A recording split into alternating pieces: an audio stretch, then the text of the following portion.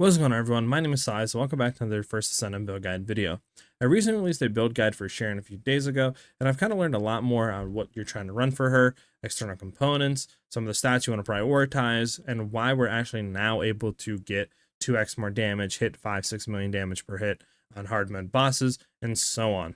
I'm also going to be showing 3 different builds you guys can run as well, one for straight melting hard mode bosses, one for the AOE, and one for just generalized both. So without any further ado, let's get straight into the video. So now, what is the mod that we're running to make us get so much more damage, being able to 13-second bosses and so on? And that mod is simply Overcharged Edge. What this mod basically does is just makes our ambush consume shields now instead of MP, and we actually get more ambush damage by the amount of shields consumed.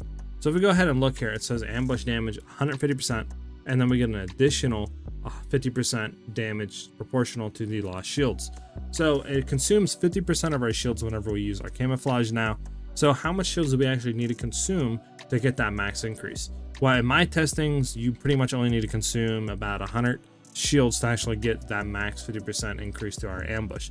So at level 40, Sharen I think has about 500 shields, one of those two, somewhere in between those numbers. So basically we don't even need to build into shields at all. We can just go hit level 40 on Sharen, throw the overcharged mod on, and we are going to get that 50% increase to our ambush damage. So it's absolutely amazing, the fact that we don't even need to build into it, and it's just free damage, allowing us to get, basically 2x our damage rather than running melting rounds. Now, melting rounds is still really good for group play, but if you're doing single target and trying to boss, like rush and focus them, Overcharge Edge is going to outperform melting rounds 10 times out of 10. If you guys are enjoying the build guide or find any information you may not know throughout the video, if you guys consider hitting that like and subscribe button, it really lets me know you guys are enjoying these type of videos, and that is the best way to support me because it helps with the YouTube algorithm to push the channel out to people that are unfamiliar with me. All right, let's get back to the video. Now we're going to talk about the 3 different builds I've lined up for you guys now that we have Overcharge Edge out of the way, and why this mod is making us be able to do so much more damage. So we're running shock punches to get to 10 plus max mod capacity. If you have mid-air maneuver, long distance maneuver, replace this immediately, level that up instead of running this. I have not got one yet because my RNG is absolute dog. Next, we were running increased HP just for survivability. Then we're running Spear and Shield for the skill power and defense. Now we are going to be running Nimble Fingers and MP conversion. The only reason we're running this is because it gives us skill cooldown. Now we're trying to get our camouflage down to around 10 seconds, so this way it matches with our strength and first shot on our Afterglow sniper, allowing us to basically always have camouflage up whenever our cooldown is off for our strength and first shot, allowing us to keep that DPS to a maximum. So we're running those two just for the cooldown. Then we're going to be running front lines from our skill crit damage and skill crit hit, and skill simplification again for that skill power modifier, just to make our skills do a bit more damage. Like I said, this build you're currently seeing is the one I generally run, but if you're doing a bossing or you're trying to AOE clear, you can run one of the 2 other ones I'll tell you here in a second. So the next one we're running, this is going to be your boss one. Again, we're running increased HP and Spear and Shield for defense, Nimble Fingers and MP conversion to get to that camo down to be the same time as our strength and first shot. And then we're going to be running some type of antibodies to match the element to the boss you're actually going against to increase our survivability. Now from here, you would also want to run like increased defense.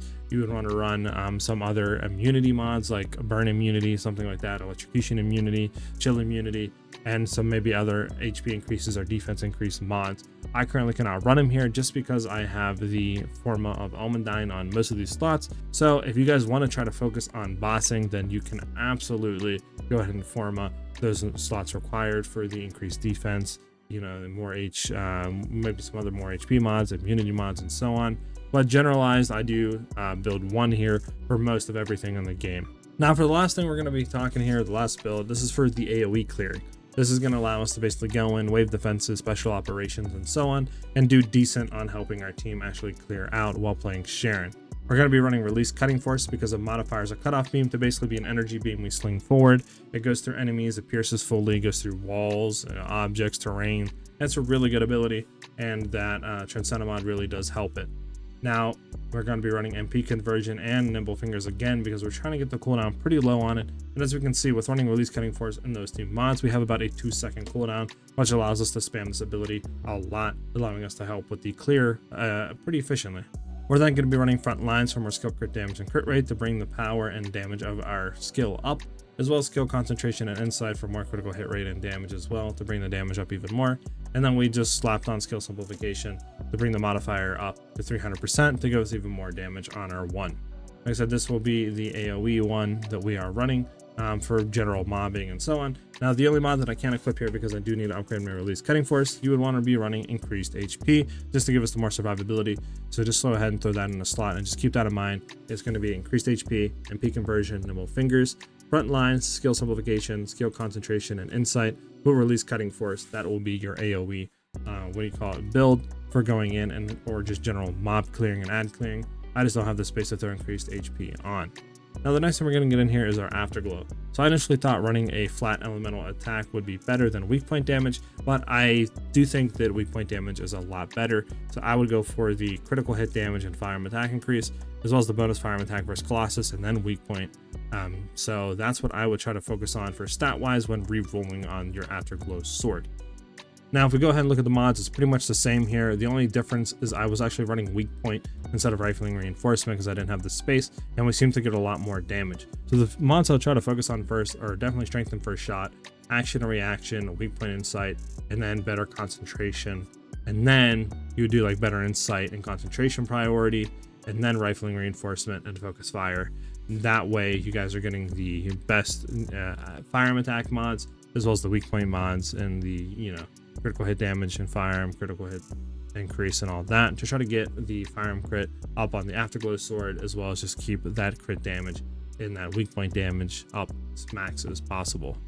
Doing this, like I said, with all these mods that you see here, I'm able to get around 5.6 to 6 million damage per shot against the Devourer, which allows us to kill him in 13 seconds, as you guys seen in the beginning. So running this Afterglow sword build is absolutely amazing for Sharen, and for a lot of other characters too. You can one-shot elites, so it's absolutely amazing as well. Now, the last thing we're going to talk about here is our external components. Now, I did try testing external components like the Annihilation set, but there's no way to really decrease our health unless we let the boss hit us, so that's kind of out the question. And then other sets too, like the Supernova, don't seem to proc unless we're using our skills, so you could use that for the AOEing set, but generally for anything else other than AOEing when using your skills, it's going to be pretty useless. So I still think best in slot would be the Decimator and the Veteran set, because they just give base firearm crit rate, which does help get our critical rate up on our sniper, allowing us to crit more often, which in turn increases our DPS. Now for our Reactor, it depends what skill you want to go for. If you are trying to basically maximize our one, which is our release cutting force for AOE, you would want to go Electric Fusion on your Reactor. So try to farm out one that has that. Now I have a lot of Electric Fusions, Electric this, so I actually need to throw this one on over that. This is going to give us more damage, especially if you have the Afterglow sword mounting. When, like I said, substats, you would want to try to get like skill crit rate and damage, or bonus attack versus Colossus and skill crit damage, something along those lines, or even crit damage and like electric power boost or fusion power boost wouldn't be pretty bad either. Any of those stats would work really well on a Reactor. That's pretty much it for the updated build. As you guys can see, we're absolutely shredding bosses. We're doing pretty decent on the AOE clearing, doing pretty decent on the infiltration on outposts, as Sharen is actually a really amazing character for all around, especially hitting that 5-6 million damage per shot against Devourer and killing him within 13 seconds just brings a tear to my eye, and I love being able to farm him now really efficiently. I hope you guys enjoyed the video. If you have any questions about anything throughout the video, please let me know in the comment section below. I would love to help and answer your guys' questions. We also have a Discord you guys can join into if you have any more questions and need help with the community, trying to find like-minded people to play the game with, group up with.